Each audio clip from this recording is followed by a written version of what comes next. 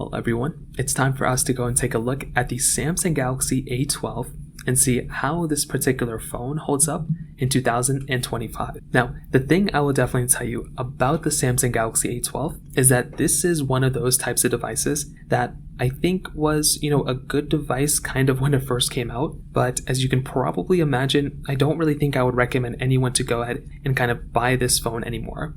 I think there are substantially better types of devices out there. And you also have to remember that when Samsung kind of made this phone in the first place, these are their basic A series of phones, right? Their A series are basic types of devices that they make. They're not anything crazy. So kind of keep that in mind. But if you are looking for kind of a cheaper, really good option of a phone, there are tons and tons of options online, and I will link to some in the description below. If you want to find them for the cheapest prices I find, you can get them from there, and you can help support the channel at the exact same time. Now, starting off with the outside of both these particular devices, or just this one.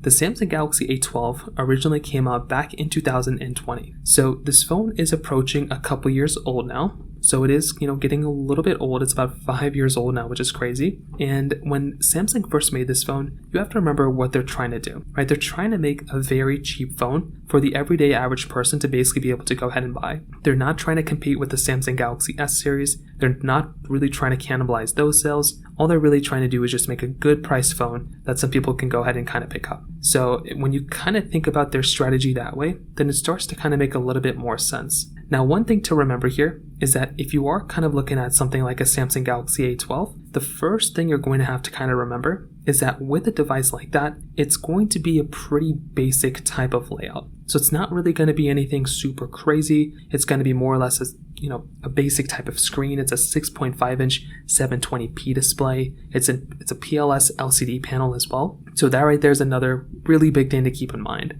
It's going to be more or less a pretty basic type of panel. Again, nothing crazy, nothing we haven't already seen before. And that's just kind of what ends up happening when you're going through and buying those types of devices. But I still think if you're going to go through and pick up a device, this thing might be able to give you, some capability. But again, it's not really a phone I'd recommend anyone to buy. But there's not that much bezel around the display, which is kind of surprising. You are getting a USB Type-C port on the bottom of this phone, which is always really nice to have. And then you're also able to go through and still maintain a USB Type-C port and microSD card slot. So that's always a really nice thing to have here too. Having a microSD card and having USB-C is something that is very much needed. And you are getting that type of capability here inside of this type of device, which again, that in and of itself is a very nice thing to have. On the backside, it's a plastic back. This phone is pretty much completely built out of plastic. So that right there could end up being another one of those big things to keep in mind there as well. Because if you're wanting to get a phone that is, built a little bit better, I don't know if this one would be the one I'd recommend because it's pretty much built out of plastic. Also, you're getting this camera setup, which makes it look like it's like better than a Galaxy S25, when in reality it's,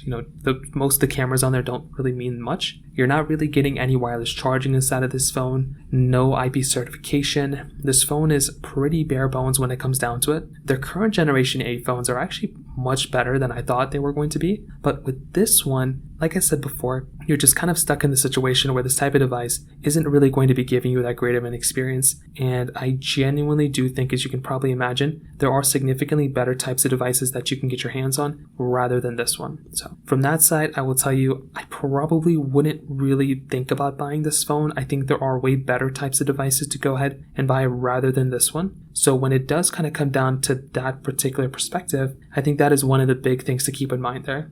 So once again, if you're going to go through and pick up a phone, I don't really know if this would necessarily be like the first phone I'd recommend buying from that particular perspective, when there are significantly better types of phones to go and buy rather than this one. So that right there, I think, is another really big thing to keep in mind there as well. Now, on top of that, I think another important thing to keep in mind here is probably the camera. So the camera layout on this thing is funny. You're getting a quadruple camera setup, a 48 megapixel wide, a 5 megapixel ultra wide, a 2 megapixel macro lens, and a 2 megapixel depth lens. So this is kind of what ends up happening, right? When you're going through and buying a device like this, you're getting a very basic type of layout. And I definitely don't want to give the impression that this type of device is exceptional or it's amazing or it's really good. You are, once again, getting a very basic type of layout here. And it's really not anything super insane. 1080p on the front and the back that right there is also kind of a big issue depending on who you are, because you probably don't want to go through and get a device that is going to be lackluster in that particular situation, and that is primarily what's kind of going on here. So once again, if you're going to go through and pick up a device,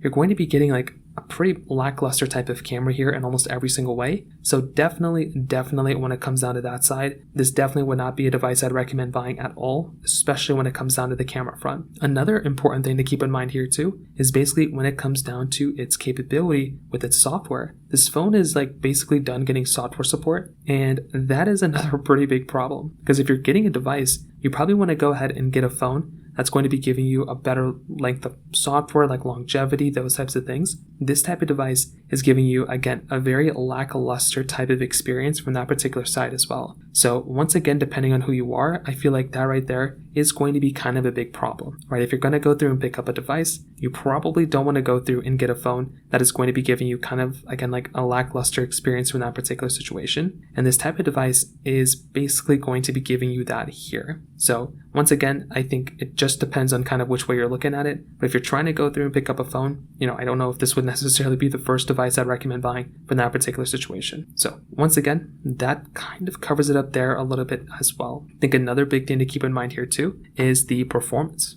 So this device is giving you a MediaTek MT6765 Helio P35 chipset with basically, what is it, like 2 gigs RAM on the base model, and it goes up to 6, but there's like 2, 3, 4, 6, there's like so many options there. So again, maybe it just kind of depends on how you're kind of looking at it, but that would be another example of a device which again just doesn't really make too much sense, right? This type of device, there's a lot of better options out there, and this one just doesn't really make a lot of sense to go and buy from that particular situation as well. This thing is very lackluster from a performance perspective, and there's a lot better types of devices out there that give you way better performance, that are also like a couple years old. I think when you kind of start approaching these like 5-year-old phones, there's just so many issues that can happen. You can have issues when it comes down to the performance. You can have issues when it comes down to its capability within like the, battery life or the software updates. The software updates being the big thing, because you do not want to go ahead and buy a phone that's already outdated with software. And that's kind of what's going on within this phone. So overall, kind of my opinion on this particular device